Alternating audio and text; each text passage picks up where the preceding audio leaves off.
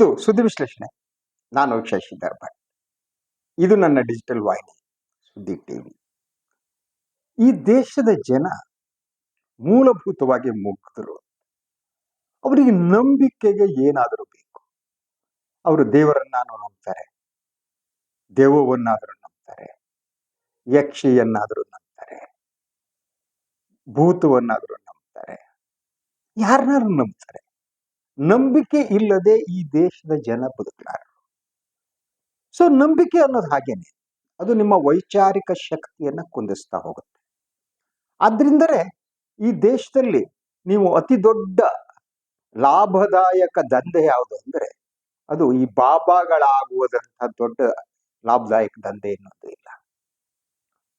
So ಒಂದು ಬಾಬಾಗಳಾಗೋದು, ಸ್ವಾಮಿಗಳಾಗೋದು, ಈ ಗಿಳಿಶಕನ ಹೇಳೋದು, ಜ್ಯೋತಿಷ್ಯ ಹೇಳೋದು, ಇದು ಈ ದೇಶದ ಅತಿ ದೊಡ್ಡ ದಂಧೆ. ಅದೇ ನಂಬರ್ 1 ದಂಧೆ. ಅದನ್ನು ಬಿಟ್ರೆ ಬೇರೆ ಇಲ್ಲ. ಆದ್ರಿಂದಲೇ ಈ ದೇಶವನ್ನ ಮೊದಲು ಹಾವಾಡಿಗರ ದೇಶ ಅಂತ ಕರೀಲಾಗ್ತಿತ್ತು. ಈಗ ಬೂದಿ ಬಾಬಾಗಳ ದೇಶ ಆಗಿ ಇದು ಪರಿವರ್ತನೆ ಆಗಿದೆ.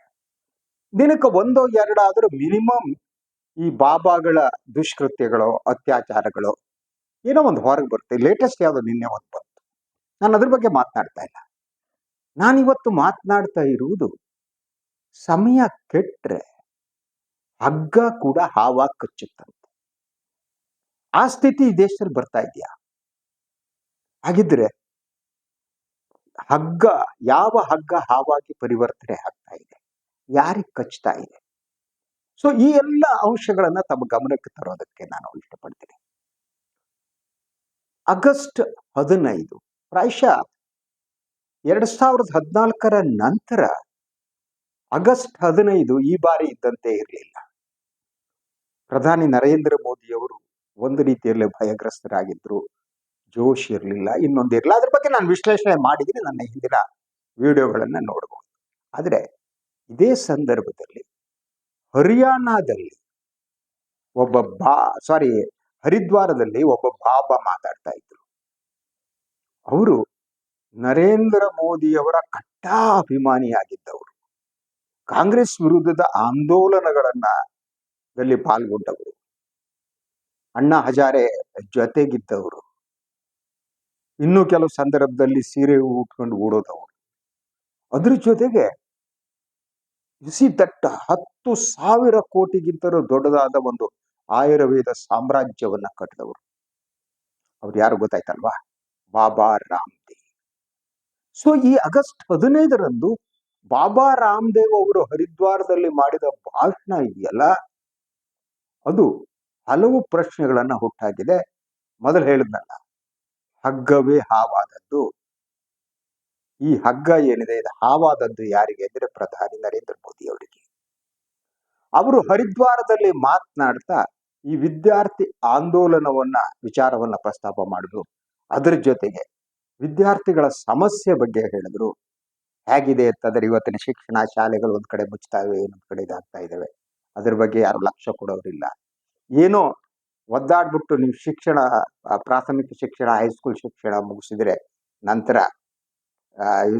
ಕಾಲೇಜಿಗೆ ಹೋದ್ರೆ ನೀಟ್ ಪ್ರಾಬ್ಲಮ್ಗಳು, ಅಕ್ರಮವಾಗಿ ನಡೆಯುವಂತಹದ್ದು, ನಂತರ ಉದ್ಯೋಗ ಸಿಗಿ, ಎಲ್ಲವನ್ನ ರಾಮದೇವ್ ಸುದೀರ್ಘವಾಗಿ ವಿವರಿಸಿಬಿಟ್ಟು, ಸೊ ಇದರ ವಿರುದ್ಧ ತಾವು ಆಂದೋಲನದಲ್ಲಿ ಪಾಲ್ಗೊಳ್ಳಬಹುದು ಅನ್ನುವ ಸೂಚನೆಯನ್ನು ನೀಡಿದ್ರು. ನಾವು ಆಂದೋಲನ ಮಾಡ್ತೀವಿ ಅನ್ನೋದು ಅವರು ಹೇಳಿದ್ದು. ಈ ಎಚ್ಚರಿಕೆಯನ್ನ ಬಾಬಾ ರಾಮದೇವ್ ಕೊಟ್ಟಿದ್ದಿದೆಯಲ್ಲ, ಇದು ಆಘಾತಕಾರಿ ಆದದ್ದು. ಯಾಕೆಂದ್ರೆ ಈ ಬಾಬಾಗಳಿಗೆಲ್ಲ ಈ ಮೋದಿ ಸರ್ಕಾರ ಅಂದ್ರೆ ಅತಿ ದೊಡ್ಡ ಹುಲ್ಲುಗಾವಲು. ಬಾಬಾಗಳು, ಜ್ಯೋತಿಷಿಗಳು, ಸ್ವಾಮಿಗಳು, ಅತ್ಯಾಚಾರಿಗಳು. ಸೊ ಧರ್ಮದ ಹೆಸರಿನಲ್ಲಿ ಯಾರ್ಯಾರು ಅಂಗಡಿಯನ್ನ ತೆಗೆದಿಟ್ಟಿದ್ದಾರೋ ಅವರಿಗೆಲ್ಲ ಸೊ ಮೋದಿ ಸರ್ಕಾರ, ಬಿಜೆಪಿ ಅನ್ನೋದು ಆಶ್ರಯದಾತರು.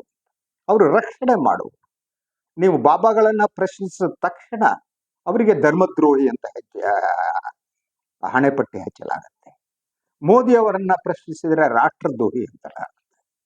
ಸೊ ಈ ದ್ರೋಹಿ ಅನ್ನುವ ಹಣೆಪಟ್ಟಿ ಹಚ್ಚುವುದರಲ್ಲಿ ಇವ್ರ ನಡುವೆ ಒಂದು ಇಲಿಸಿಟ್ ಆದ ಸಂಬಂಧ ಇದೆ ಅಂತ. ಇದೊಂದು ರೀತಿ ಈ ಬೂದಿ ಬಾಬಾಗಳು ಮತ್ತು ಬಿಜೆಪಿ ಸಂಘದ ಪರಿವಾರದವರ ನಡುವಿನ ಒಂದು ಅಕ್ರಮ ಸಂಬಂಧ ಇದ್ದಾಗೆ. ಹಾಗಿದ್ರೆ ಯಾಕೆ ಅಂತ, ಇದು ಬಹಳ ಕುತೂಹಲಕರವಾದ್ದು. ರಾಮದೇವ್ ಈ ಘೋಷಣೆಯನ್ನ ಯಾಕೆ ಮಾಡಿದ್ರು ಮತ್ತು ವಿದ್ಯಾರ್ಥಿಗಳ ಆತಂಕಕ್ಕೆ, ನೋವಿಗೆ ಇವರು ಯಾಕೆ ಧ್ವನಿಯಾದರು, ಈ ಬಗ್ಗೆ ನಾನು ಮಾತನಾಡ್ತಾ ಇದ್ದೀನಿ. ಸೊ 2026ರ ಈ ಯುವಜನರ ಪ್ರತಿಭಟನೆ, ಪರೀಕ್ಷಾ ಕ್ರಮ, ಪೇಪರ್ ಲೀಕ್, ಸರ್ಕಾರಿ ಉದ್ಯೋಗಗಳ ನೇಮಕಾತಿಯಲ್ಲಿ ಪಾರದರ್ಶಕತೆ ಮತ್ತು ಉದ್ಯೋಗಾವಕಾಶಗಳ ಕೊರತೆ ಇದೆಯಲ್ಲ, ಈ ವಿಚಾರದ ಬಗ್ಗೆ ಅತಿ ದೊಡ್ಡ ಒಂದು ಚರ್ಚೆ ನಡೀತಾ ಇದೆ. ಈ ಹಿನ್ನೆಲೆಯಲ್ಲಿ ಅವರ ಮಾತನ್ನ ನಾವು ಯಾವ ರೀತಿ ಅರ್ಥೈಸಬೇಕು ಅನ್ನೋದು.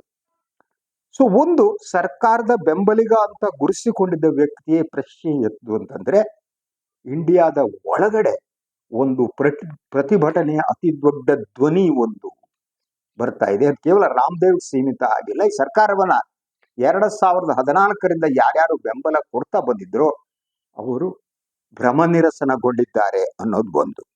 ಅದರ ಜೊತೆಗೆ ಈ ಯುವಕರ ಸಮಸ್ಯೆ ಏನಿದೆ ಅದು ಕೇವಲ ವಿರೋಧ ಪಕ್ಷಗಳ ರಾಜಕೀಯ ಅಂತೇನು ಬಿಜೆಪಿ ಹೇಳ್ತಾ ಬಂತು, ಸರ್ಕಾರ ಹೇಳ್ತಾ ಬಂತು, ಅದಲ್ಲ, ಅದನ್ನ ಇದು ಮೀರಿದೆ, ಇದರ ವ್ಯಾಪ್ತಿ ದೊಡ್ಡದು ಅನ್ನೋದು ಇದು ತೋರಿಸ್ಕೊಡ್ತಾ ಇದೆ.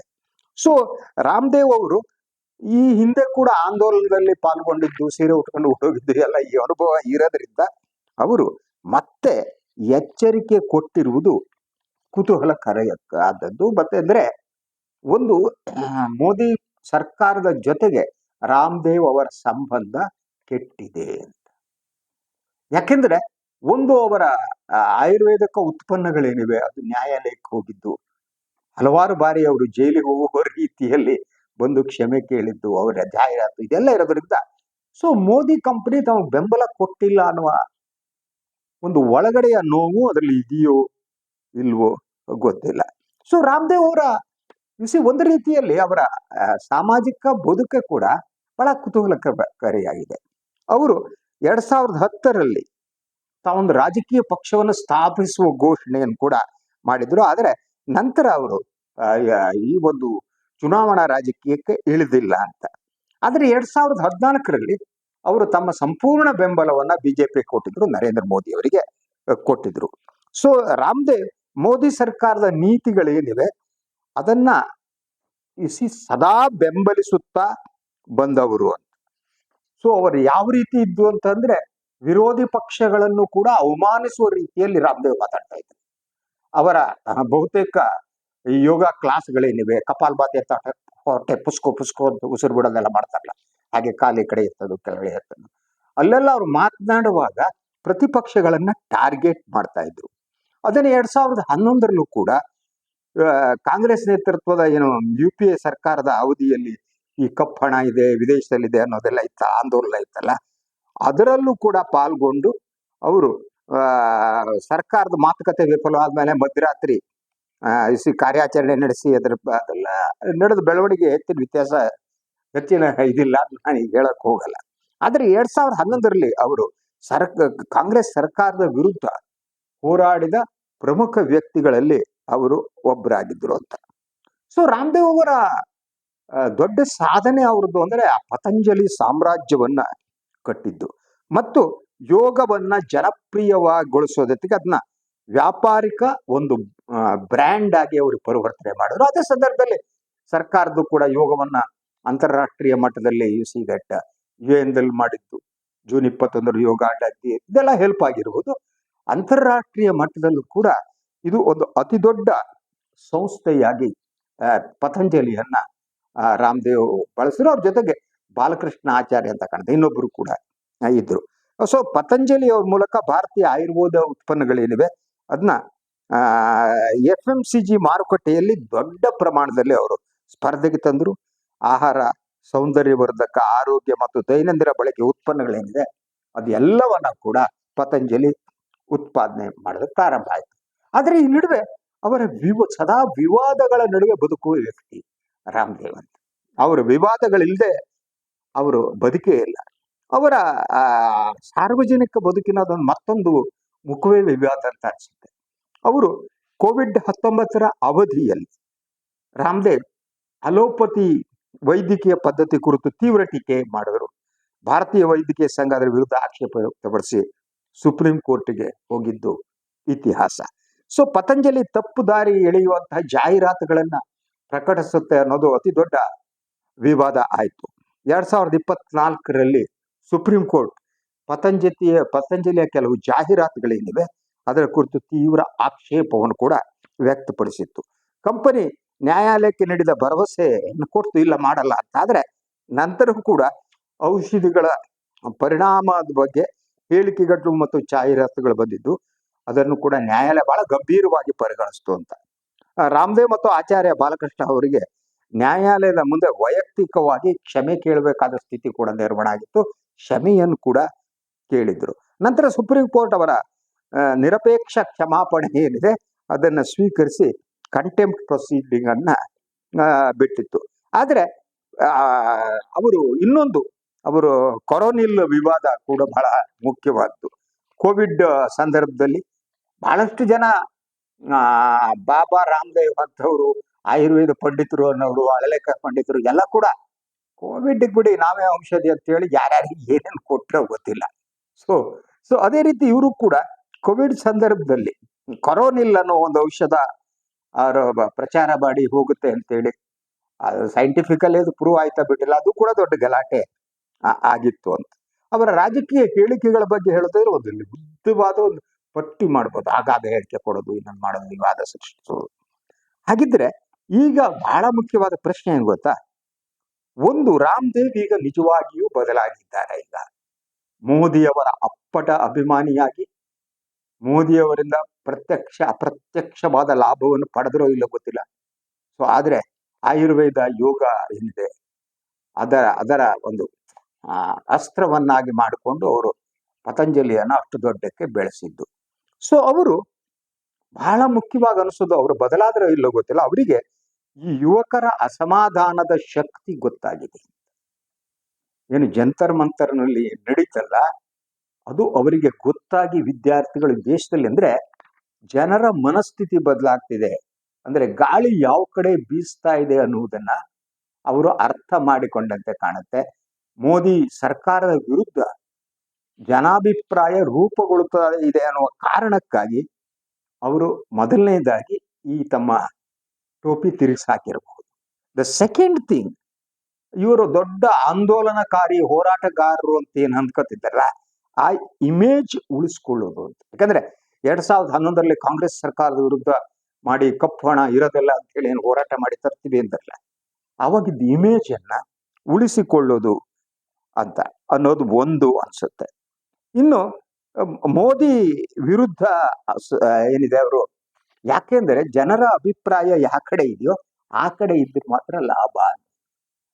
ಮೋದಿ ಪಾಪ್ಯುಲಾರಿಟಿ ಗ್ರಾಫ್ ಏನಿದೆ ಆ ಗ್ರಾಫ್ ಕುಸಿಯುವುದನ್ನ ಅವರು ಗುರುತಿಸಿದಂತೆ ಕಾಣುತ್ತೆ. ಆ ಕಾರಣಕ್ಕೆ ಅವರು ಬದಲಾಗ್ತಾ ಇದ್ದಾರೆ. ಸೊ ಅದರಿಂದ ಅವರು ಒಬ್ಬರೇ ಅಲ್ಲ, ದೇಶದಲ್ಲಿ ಬದಲಾವಣೆಯ ಗಾಳಿ ಬೀಸ್ತಾ ಇದ್ದಂಗೆ ಕಾಣುತ್ತೆ. ಆದ್ರಿಂದನೇ ಏನು ಆಗಸ್ಟ್ 15ರ ಮೋದಿಯವರ ಭಾಷಣದಲ್ಲಿ ಒಂದು ಭಯವನ್ನ ಕಾಣಬಹುದಾಗಿತ್ತು. ಆಕ್ರಮಣಶೀಲತೆ ಮಾಯ ಆಗಿತ್ತು. ಅದೇ ಸಂದರ್ಭದಲ್ಲಿ ರಾಮದೇವ್ ಅಂತವರು ಬೇರೆ ಬೇರೆ ಕಡೆ ವಿರುದ್ಧ ಧ್ವನಿಯನ್ನ ವ್ಯಕ್ತಪಡಿಸೋದಕ್ಕೆ ಪ್ರಾರಂಭ ಮಾಡಿತ್ತು. ಯಾಕಂದ್ರೆ ಈ ಬೂದಿ ಬಾಬಾಗಳು ಇಂಥವ್ರಿದಾರಲ್ಲ, ಅವ್ರಿಗೆ ಒಂದು ಪ್ರಭುತ್ವದ ಜೊತೆಗೆ ಇರಬೇಕು, ಅಧಿಕಾರದ ಜೊತೆಗೆ ಇರಬೇಕು, ಇದ್ರ ಪ್ರಾಬ್ಲಮ್ ಸಿಕ್ಕಾಕತ್ತಾರ. ಈ ಸ್ವಾಮಿಗಳು ಗಿಮ್ಗಳು ಹಾಗೇನೆ, ಜ್ಯೋತಿಷಿಗಳು ಹಾಗೆ, ಯಾರು ಅಧಿಕಾರಕ್ಕೆ ಬರ್ತಾರೆ ಫಸ್ಟ್ ಟ್ರೈ ಮಾಡ್ತಾರೆ ಮತ್ತು ಅವ್ರಿಗೆ ಅತಿ ದೊಡ್ಡ ಆಶೀರ್ವಾದ ಮಾಡೋದು, ಅವ್ರ ಪರವಾಗಿ ಆಂದೋಲನ ಮಾಡೋದು, ಇನ್ನೊಂದು ಮಾಡೋದು ಮಾಡ್ತಾ ಇರ್ತಾರೆ. ಅವ್ರಿಗೆ ಅದು ಬಹಳ ಬೇಗ ಗೊತ್ತಾಗುತ್ತೆ. ಅಂದ್ರೆ ಸೈಕಾಲಜಿಕಲಿ, ಮಾನಸಿಕವಾಗಿ ಅವರು ಇಡೀ ಸ್ಥಿತಿಯನ್ನ ಗ್ರಹಿಸೋದಕ್ಕೆ ಟ್ರೈ ಮಾಡ್ತಾರೆ. ಅದ ಟ್ರೈ ಮಾಡಿ ಅದರ ಮೂಲಕ, ಸೊ ಒಂದು ರೀತಿಯಲ್ಲಿ ಜ್ಯೋತಿಷ ಗೀತಿಯ ಎಲ್ಲ ಇದೆ, ಅದು ಸೈಕಲಾಜಿಕಲ್ ಥಿಂಗ್. ಅದನ್ನ ಬಳಸಿಕೊಳ್ಳುವವರು ಈಗ ಮೋದಿಯವರ ವಿರುದ್ಧ ಅಭಿಪ್ರಾಯ ಬರ್ತಿದೆ ಅಂದಾಗ ಇವರು ಕೂಡ ಅದಕ್ಕೆ ಧ್ವನಿಗೂಡಿಸುವ ಒಂದು ಯತ್ನವನ್ನ ಮಾಡಿರ್ಬೋದು ಅನ್ನೋದು ನನಗನ್ನಿಸ್ತಾ ಇರೋದು. ಇನ್ನು ಇದಾಗಿತ್ತು ಇವತ್ತಿನ ಸುದ್ದಿ ವಿಶ್ಲೇಷಣೆ. ಇನ್ನೊಂದು ವಿಚಾರದಲ್ಲಿ ಮತ್ತೆ ಬರ್ತೀನಿ. ನನ್ನ ವಾಹಿನಿ ಲೈಕ್ ಮಾಡಿ, ಸಬ್ಸ್ಕ್ರೈಬ್ ಮಾಡಿ, ಬೆಲ್ ಐಕಾನ್ ಪ್ರೆಸ್ ಮಾಡೋದಕ್ಕೆ ಮರಿಬೇಡಿ. ಹಾಗೇನೆ ಸಾಧ್ಯ ಆದರೆ ಸಹಾಯ ಮಾಡಿ ಸ್ವತಂತ್ರ ಪತ್ರಿಕೋದ್ಯಮವನ್ನು ಉಳಿಸಿ ನನ್ನನ್ನು ಆಶೀರ್ವದಿಸಿ. ಎಲ್ಲರೂ ನಮಸ್ಕಾರ.